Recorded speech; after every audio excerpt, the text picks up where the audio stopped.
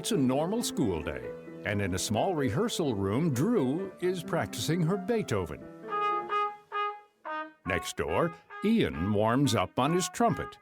There are other students there waiting to play the drums, piano, brass, even the ukulele.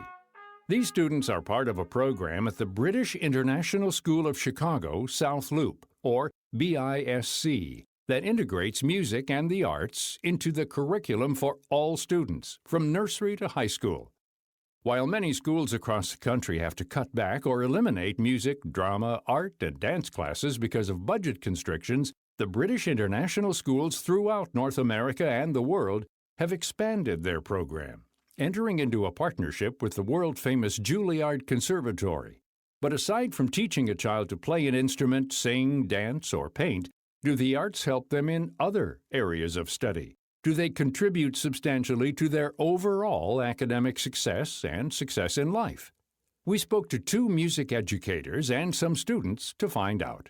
Rachel White-Hunt is a curriculum fellow for the Julliard-Nord Anglia Performing Arts Program and director of music at BISC. She says that their students grow up with the arts and that participating in them throughout their school years helps to sharpen their thought processes in other areas. We want our students to feel 100% confident in creating, in exploring ideas, concepts, making links, and that style of learning about the arts then just transfers into everything. You know, you're being taught to think very, very differently, and that skill is something that they can then transfer to all their learning. In fact, research shows that the brain acts differently when a child is exposed to music. The creative arts, music, dance, and aerobic activity all have the ability to improve executive functions, such as decision-making skills and intelligence linked to academic performance. That's Diane Purcellin,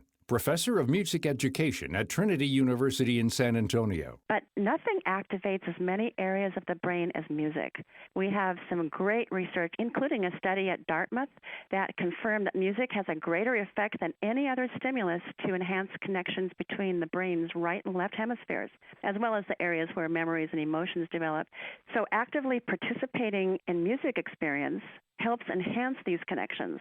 And these music experiences can change the brain, which has to help executive function. For several of the students at BISC, music education has helped them in a number of their classes.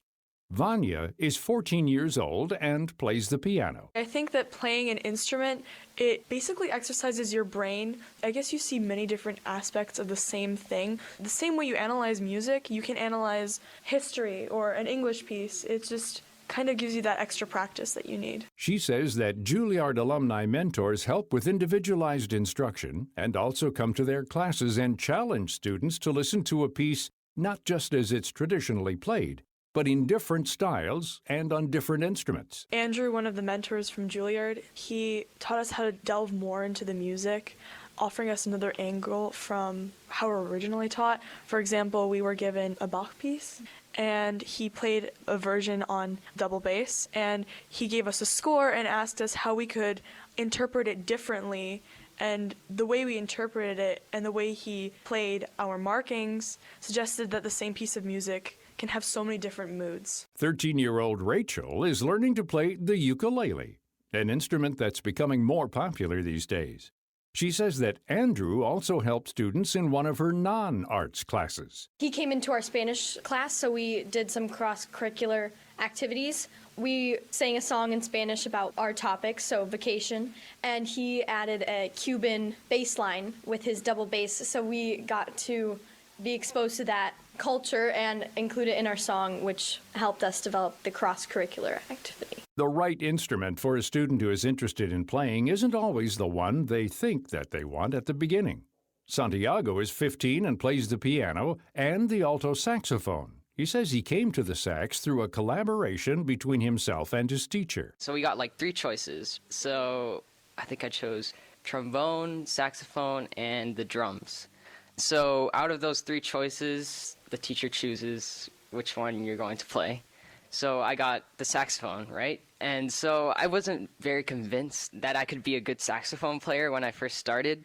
But as I went through the program, I just I now have a love for the saxophone, and I appreciate it so much more than I used to. Even the youngest students at BISC are challenged. You might think that anything outside of the latest Disney cartoon hit would be over the heads of 4-year-olds, but Rachel White Hunt says that you'd be surprised at how they learn to appreciate sophisticated works and different genres. There is the learning of basic music concepts. You know, when you're that little, you kind of have to understand pitch. You have to be able to control your voice. You know, you're talking fine motor skills.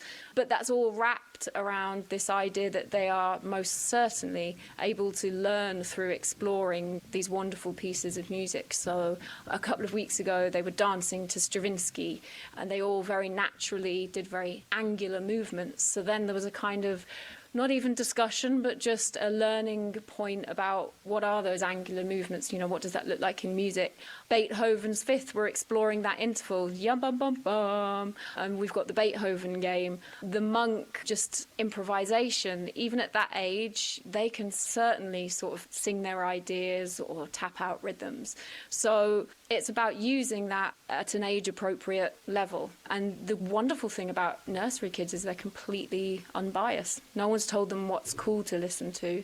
They have no label. They'll listen to Stravinsky, they'll listen to Britney Spears, and they hear what they hear, and they will tell you the absolute truth. And that leads to some amazing teaching opportunities for them. Although kids like to listen to music, not all of them are anxious to take lessons or join a choir.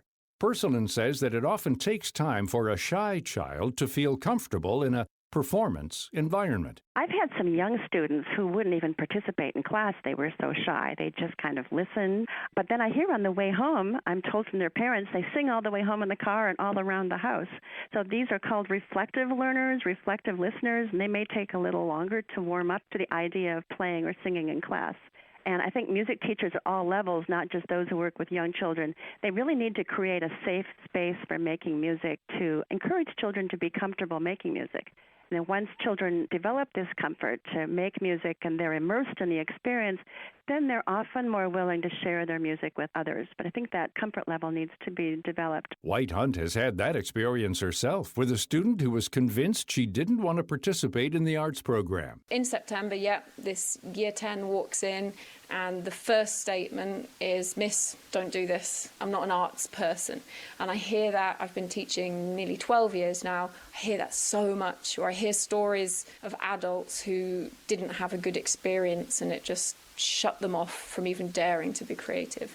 And this student spent 3 weeks in our program, and very, very slowly she started to dip her toe in the water, started to get involved, engaged, started to feel the sort of environment where it was safe to create. And now she is one of our key cast in our musical West Side Story. And I mean, if we'd have told her that day she walked through the door, I can tell you now, she would have just said, not a chance, that will never be me.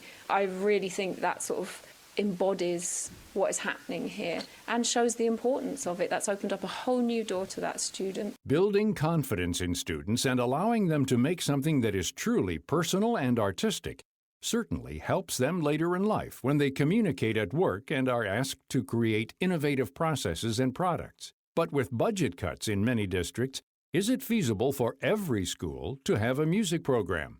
Both Purcellin and White Hunt say that it doesn't have to be expensive. Once one has a strong certified music educator, one can build a strong program around that music educator. I don't think we need a lot of resources for a strong elementary music program, but one can also invest a lot of money in high-quality elementary drums, xylophone instruments, ukuleles, keyboards, guitars, and iPads, so it can be more costly. But I don't think it has to be. For a choir program, you'll need a keyboard, some kind of a piano, and some sheet music usually. But you don't need to spend a lot of money beyond that music teacher and a keyboard. A band and an orchestra program, they're more of an investment because you need more instruments. The whole emphasis of this program is about being inspired, and all you really need at its bare minimum is the ability to listen to music, to talk about music, and to create an environment where your students feel safe. You can compose using buckets and some drumsticks. You can compose literally using different taps on your body. The emphasis is on listening, exposing students to all different types of music, talking about it, and creating an environment where they feel safe to create themselves, and then look back at that and say, well, why does that sound like that? What does it remind you of? So I think there is a place, I know there is a place, a very important place for music education in all schools. And it's just about helping music teachers in America and around the world understand what that looks like in their school. Perhaps the question shouldn't be, can we afford to have a music program, but rather, for the sake of our students, can we afford not to have one? You can find out more about Rachel White Hunt, the British International School of Chicago South Loop, and the Julliard-Nord Anglia Performing Arts Program there and in schools around the world by visiting their website at nordangliaeducation.com. For more information about Diane Purcellin and the Trinity University Music Education Program, log on to their site at new.trinity.edu. To learn more about all of our guests, log on to our site at viewpointsonline.net. You can find archives of past programs there and on iTunes and Stitcher. I'm Gary Price.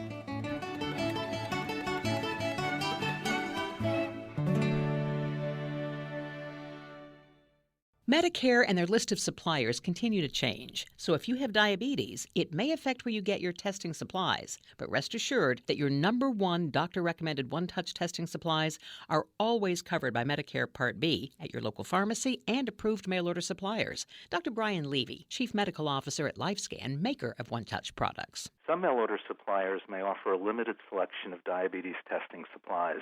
They may try to switch you to a different brand, saying your current products are no longer covered. That's just not true.